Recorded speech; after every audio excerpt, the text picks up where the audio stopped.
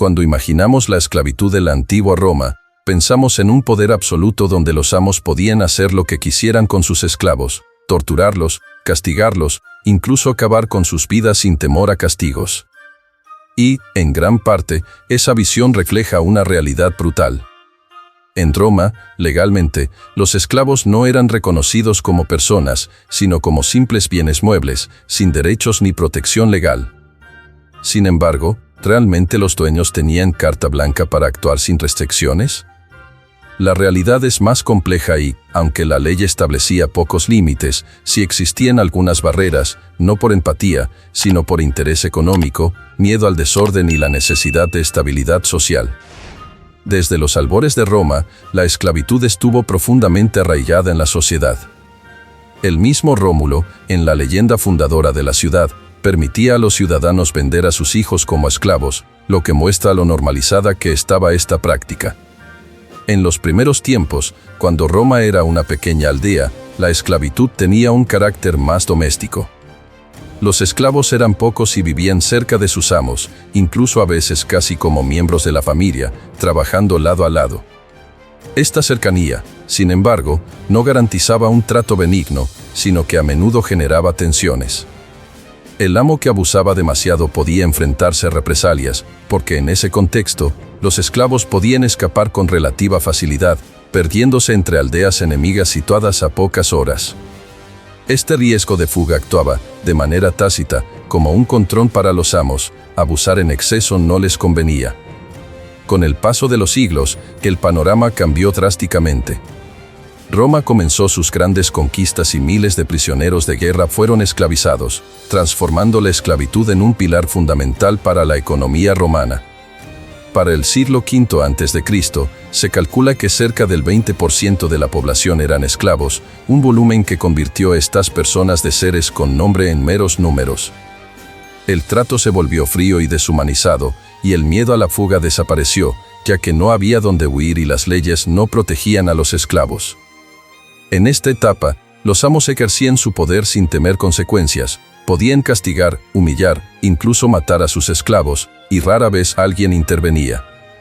Sin embargo, aunque parecía un sistema sin límites, algunas reglas mínimas existían. El censor, una figura poderosa dentro del gobierno romano, tenía autoridad legal para sancionar la crueldad extrema hacia los esclavos, pero actuaba solo si los ciudadanos libres denunciaban, y aún así, podía decidir no investigar.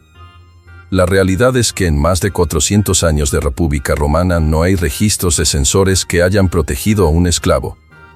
Por ello, la protección era mínima y casi simbólica, manteniendo intacto el poder absoluto de los amos.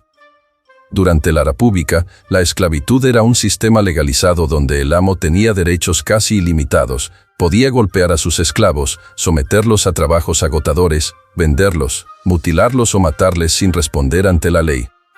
A sus ojos, los esclavos eran como herramientas que podían usar y desechar a voluntad. Pero incluso en medio de tanta brutalidad, algunos actos excesivos provocaban malestar. Un caso famoso ocurrió bajo el mandato de Augusto, el primer emperador romano. En un banquete, un esclavo rompió accidentalmente una copa y su amo, el caballero Vedius Puyo, ordenó que lo arrojaran a un estanque lleno de lampreas, peces que devoran carne humana.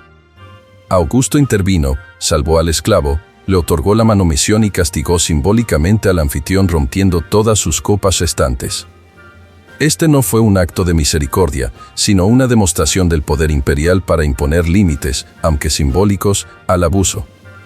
Estas curiosidades sobre la esclavitud romana nos revelan que, incluso en un sistema marcado por la crueldad, la ley y el orden buscaron, por razones prácticas, poner ciertas barreras para evitar anarquías y desmanes, aunque la vida del esclavo seguía siendo profundamente dura y desprotegida.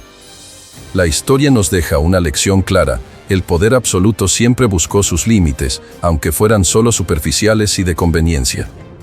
Y no podemos olvidar que figuras como Marco Aurelio, el emperador filósofo, también reflexionaron sobre la humanidad y el respeto, dejando enseñanzas que aún hoy nos invitan a la reflexión sobre la justicia y la dignidad humana.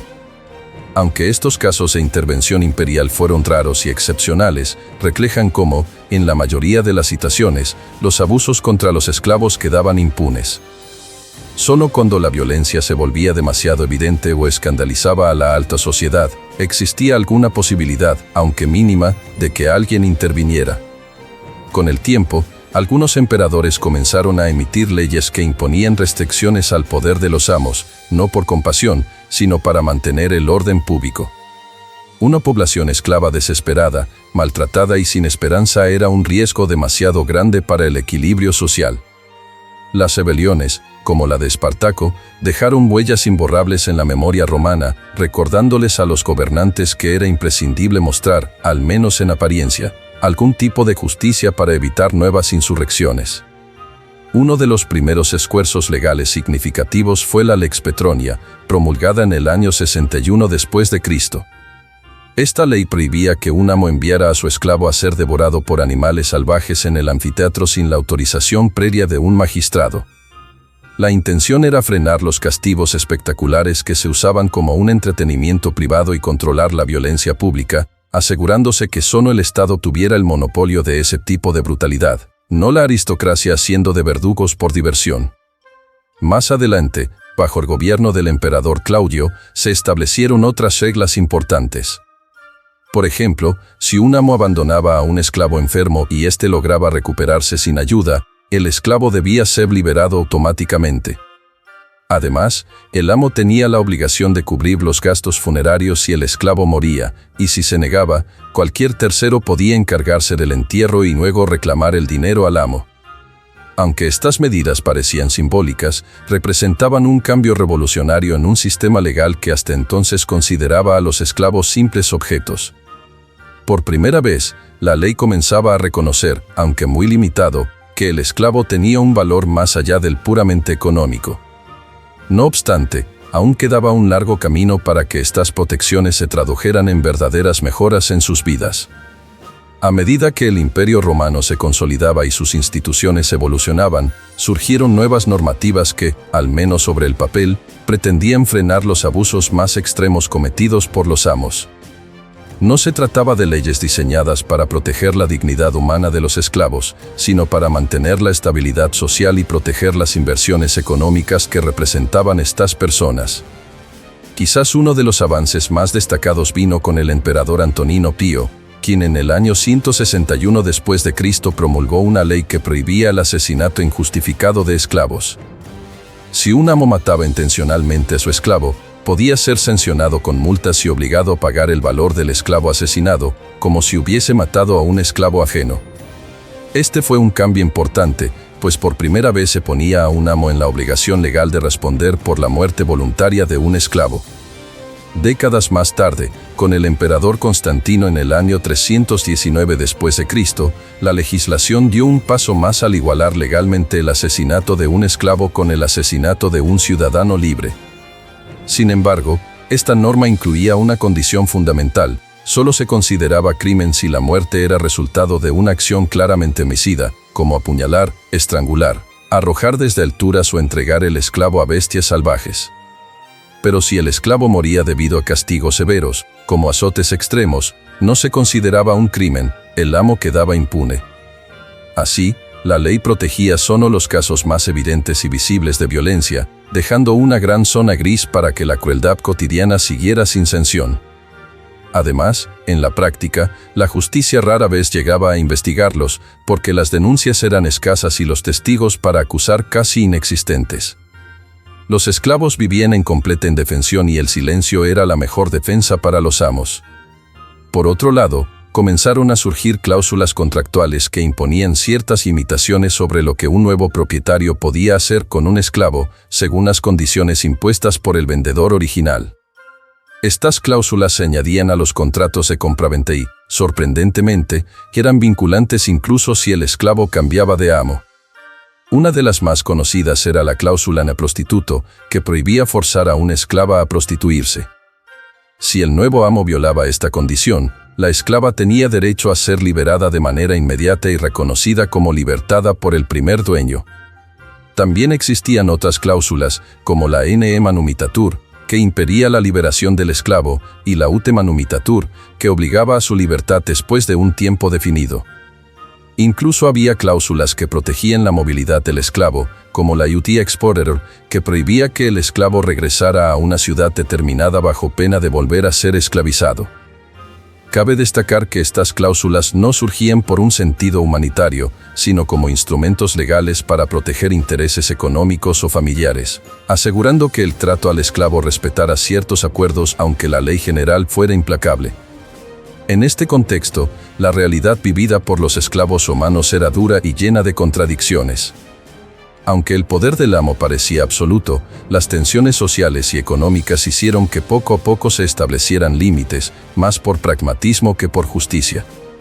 Figuras como Marco Aurelio, con su filosofía estoica, subrayaron la importancia del respeto y la humanidad, pero estos ideales apenas tocaban la vida cotidiana del esclavo romano, condenado a ser un objeto en un sistema que priorizaba la estabilidad y el beneficio económico por encima de la dignidad humana.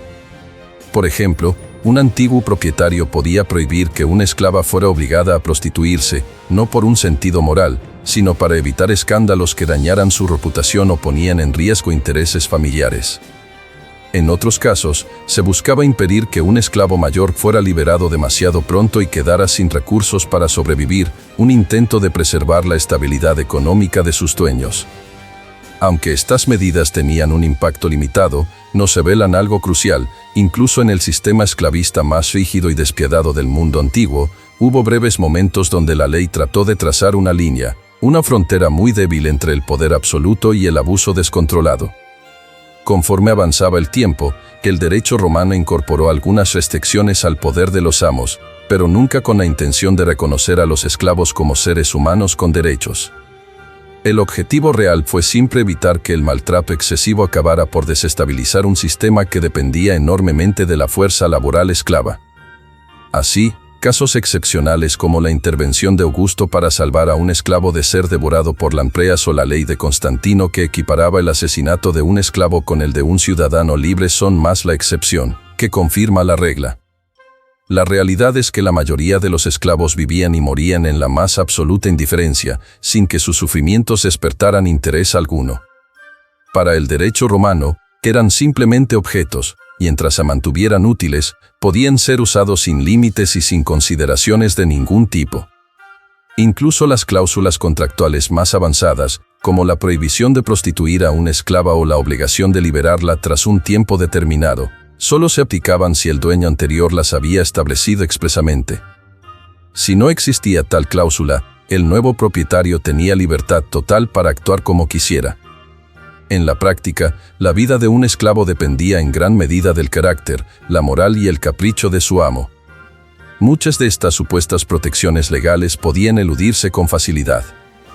Por ejemplo, un amo podía disfrazar la violencia brutal como simple disciplina y evitar así sanciones. También podía encontrar trucos legales para frustrar la liberación de un esclavo. Los vacíos y la ambigüedad del derecho romano siempre favorecían al poder y no a las víctimas. Lo más impactante de todo esto es que, aunque hoy parezca cruel y bárbaro, para los romanos era una realidad aceptada, incluso natural. La esclavitud estaba tan incrustada en su cultura, su economía y su visión del mundo que, incluso los pensadores más sabios e ilustrados, como Cicerón o Séneca, rara vez cuestionaron su existencia. Podían hablar de la importancia de un trato justo o moderado, pero jamás imaginaron un mundo sin esclavos.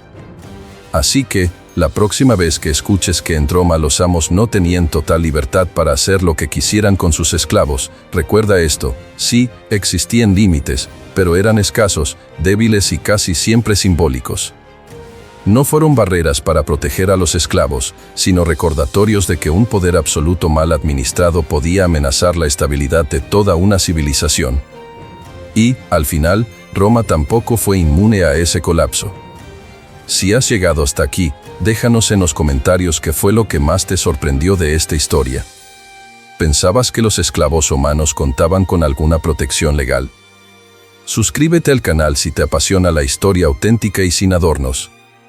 Apoya nuestro trabajo con un me gusta y no olvides activar la campanita para no perderte los próximos viajes al pasado. Gracias por acompañarnos y nos vemos en el próximo capítulo de la historia antigua.